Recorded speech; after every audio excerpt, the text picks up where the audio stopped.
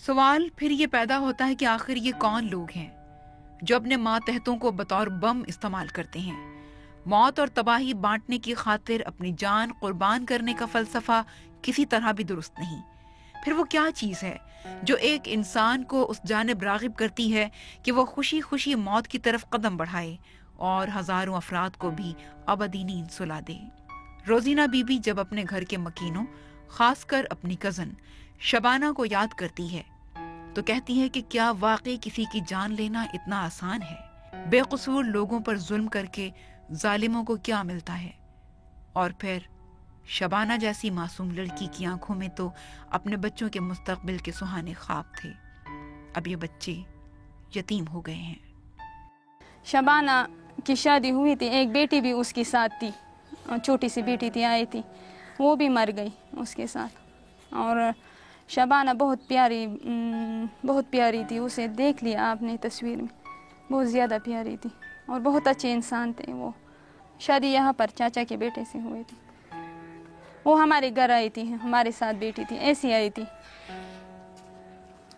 ہمارے گھر، سب لوگ آئے، یہ چاچی کی ذات سب یہاں آیا کرتے تھے اور سب بیٹے تھے، ایسے آیا کرتے تھے، روز ملتے تھے، روز جب وہ گھر میں کام کرتی تو ہمارے گھر آتے تھی، اسی دن ہمارے گھر آ گئے صبح، اور بہت صاف ستھرے کپڑے پہن کر نہایا تھا۔ میں نے اسے کہا کہ اتنی صبح کیوں نہایا ہے، بہت اچھے لگ رہے ہو، بہت صاف ہو۔ وہ آ گئی، ہمارے ساتھ بیٹھ گئی اور باتیں کر رہے تھے، اس میں اچانک بس کمرہ گر گیا۔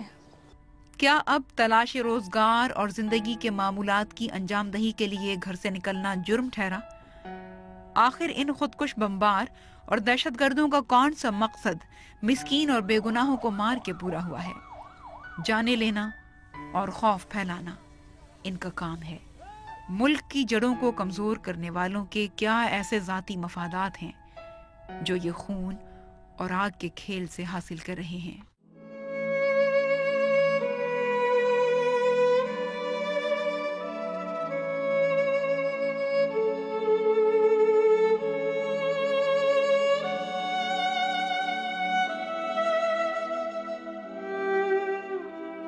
دھماکہ اتنا زیادہ تھا کہ ہم نے بولا کہ اس طرح حالات تھا کہ جب کسی پہاڑ پہ یا کسی اور طوفان آ جائے، اسی طرح دکھ سکھ نظر آ رہا تھا۔ ہمارا ایک بہن تھا، وہ بے ہوش پڑ گیا تھا، وہ 3-4 دن بعد ہوش میں آ گیا۔ ہمارا بیوی ہے، وہ بھی چوٹ کھا کے وہ بھی بستر پر پڑی تھی۔ فتنے کی صورتحال ہے، ایک فساد ہے، شر ہے جو ہمارے مذہب میں، ہمارے علاقے میں، ہمارے جو سوسائٹی ہے اس میں داخل ہو چکی ہے، اور ہمیشہ جو فتنہ فساد اور شر ہوتا ہے یہ ایک غیر معمولی چیز ہے، اور اس کو فائنلی ختم ہونا ہوتا ہے، کیونکہ یہ ایک غیر انسانی اور جو انصاف کی طرف، انصاف پہ مبنی نہیں ہے، اس لیے یہ جو بھی ہے یہ ختم ہوگا انشاءاللہ۔ کب ہوگا اس کو شاید کچھ ٹائم لگے۔ ذاتی اقتدار، ذاتی قوت جس کو انہوں نے ایک نشے کے حالت میں ڈالا ہوا ہے، اور اگر ہم جو عام سوسائٹی ہے وہ یکجا ہو جائے، اتفاق آ جائے ہمارے میں، تو یہ جو ہے انشاءاللہ ہم اس کو اوور کم کر لیں گے اور یہ باہر نکل جائے گا۔ اس کی شکل ایک ناسور کی سی ہے، بس یہ ہے کہ یہ قابل علاج ہے اور اس کو نکلنا ہوگا۔ یہ شہید شبانہ کا گھر ہے جو اب ویرانی کا منظر پیش کر رہا ہے۔ دوسری جانب 8 سالہ عبید اللہ کی نانی گوہرو بی بی عبید کا تذکرہ کر رہی ہیں۔ عبید میرا نواسہ تھا۔ اس دن وہ اسکول جانے کے لیے گھر سے نکلا تھا۔ راستے میں ایک شناختی کارڈ کا آفس بھی ہے۔ وہ اپنی ایک کاپی گھر بھول گیا تھا، اس لیے اسکول سے واپس گھر آیا تو راستے میں شناختی کارڈ کے آفس کے پاس رک گیا اور گھر آ گیا۔ جیسے ہی گھر کے اندر داخل ہوا، دھماکہ ہو گیا اور گھر کی چھت گر گئی۔ پھر پتہ نہیں کیا ہوا۔ 3 دن بعد عبید کو ملبے سے نکالا گیا۔ وہ فریج کے نیچے دبا ہوا ملا۔ عبید میرے چاچا کے بیٹا تھا، وہ بھی اس کی امی نے اسے نہیں دیکھا کہ یہ کمرے میں ہے نا، پھر سب لوگ اسے ڈھونڈ رہے تھے، وہ نہیں مل رہا ہے۔ 3 دن بعد وہ مل گیا، 3 दिन बाद वो कमरे में था, फ्रिज के नीचे पड़ा था, उसके ऊपर फ्रिज गिर गया था। फ्रिज के नीचे जब वो मलबा उठाया और हटा दिया तो फिर वो नीचे पड़ा था।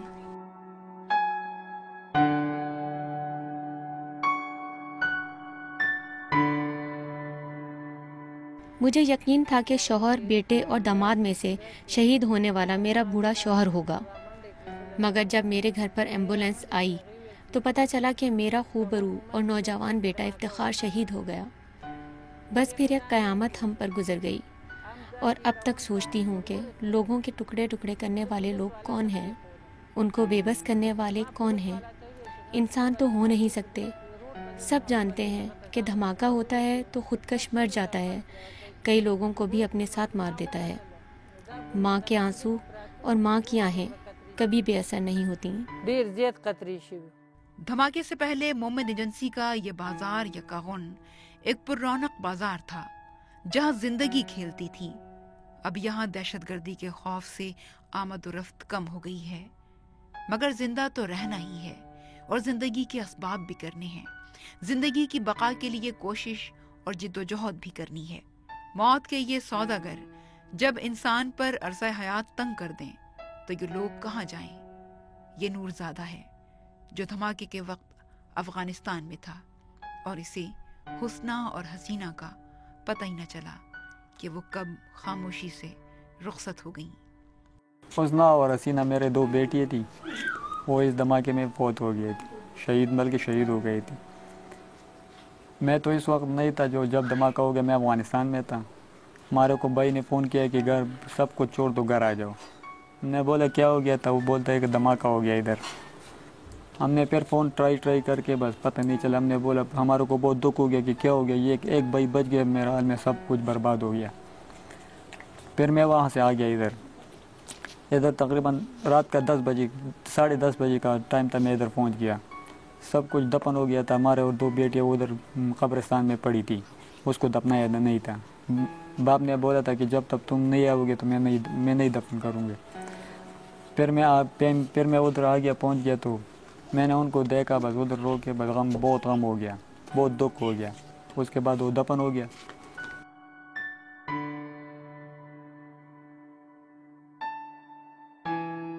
जब हमारा कज़न मर गया उस दिन क़यामत का था। जब हम घर पे गए तो आवाज़ आई। हम उस दिन टीचिंग के लिए नहीं गए कि कहती कि कोई बच्चा आए और कहती है कि धमाका हुई इकगण में। हमारे इकगण में बाप भी है, भाई भी है, कज़न भी है, बहुत सारे लोग हैं। तो हम दुपट्टे छोड़ती है और बाहर निकलती है। ये बहुत क़यामत का दिन था और बस आवाज़ आई कि इफ्तिखार शहीद हो गई। इन बाजारों में धमाकों के नतीजे में लोगों का ज्यादा से ज्यादा नुकसान होता है, जानो माल दोनों का। और फिर इस ज़िम्न में जब बड़े पैमाने पर माली तबाही भी फैलती है तो सौदा बेचने वाले किसी तरह संभल नहीं पाते।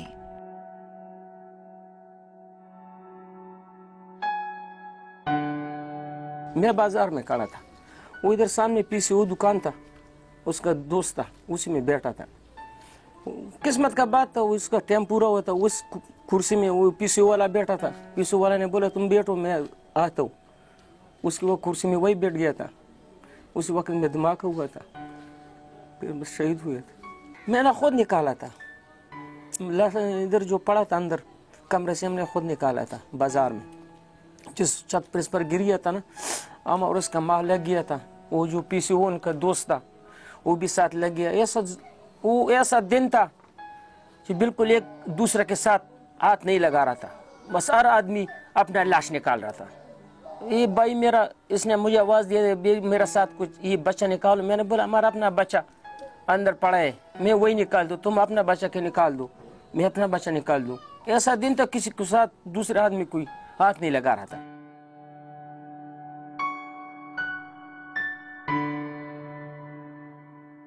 अब्दुल वारिस बहुत नेक लड़का था, अच्छा लड़का था। 10वीं में पढ़ता था, उसका तकरीबन 22 साल उम्र थी, 21-22 साल। उस दिन इधर आया था, कोई कागज़ मागज़ स्कूल का सेंड कर रहा था और बस इतना में धमाका हो गया, वो भी चल बसा। हिजाब मेरी बहन की छोटी बेटी थी, 10 महीने की थी, और उसे झूले में सुला दिया اور وہ جھولے میں مر گئی تھی. اس کی امی اس کے ساتھ نزدیک بیٹی تھی, اس کی امی بھی بہت زیادہ زخمی ہوئی تھی.